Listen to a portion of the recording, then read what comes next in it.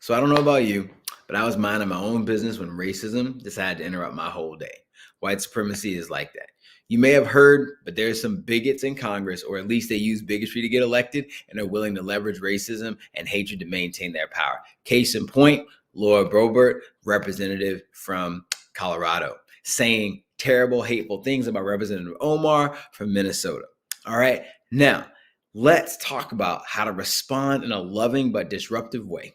So my name is Jonathan. I'm on staff within a varsity, and I just want to talk a little bit about our emotionally healthy activist course, right?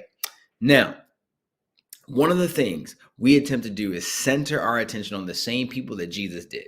Most often, that's the poor, the marginalized, and the forgotten. So that means centering folks who look like Representative Omar every day. We exist alongside traumatized people, carrying their unprocessed pain around like boulders that we can't see. So what do we do with that?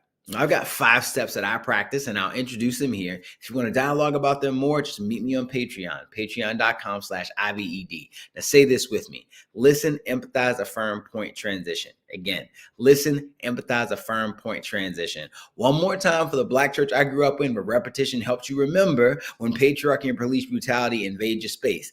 Listen, empathize, affirm, point, transition. Left.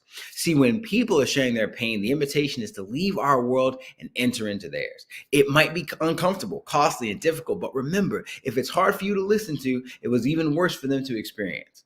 So as you listen, empathize. Consider the places where you might have felt fearful or afraid, alienated or dismissed. All things Representative Omar expressed that I don't know personally because I'm not a woman or Muslim or a refugee in this country, but I can reflect on when I have felt those feelings. Now, then I affirm what I know to be true about her and those like her. Now, this takes practice because often we encourage people the way that we want to be encouraged, not the way they want to. Or we cut folks off because we want them to move on because we're uncomfortable.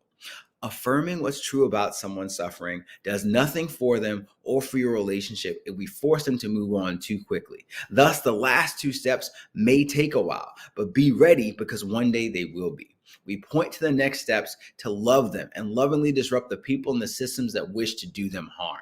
Lastly, we transition the conversations and actions because there's more to life than dealing with suffering and bigotry. There's so much beauty and goodness and love in the world, and that is the fuel for our fights against injustice, not just some deep-seated rage. It's love for God, neighbor, and self that will carry us through. So the next time racism disrupts your day and you're alone processing with someone who's struggling, listen to them and yourself. Empathize, affirm, point, and transition. Got questions? Head on over to Patreon, patreon.com/IV.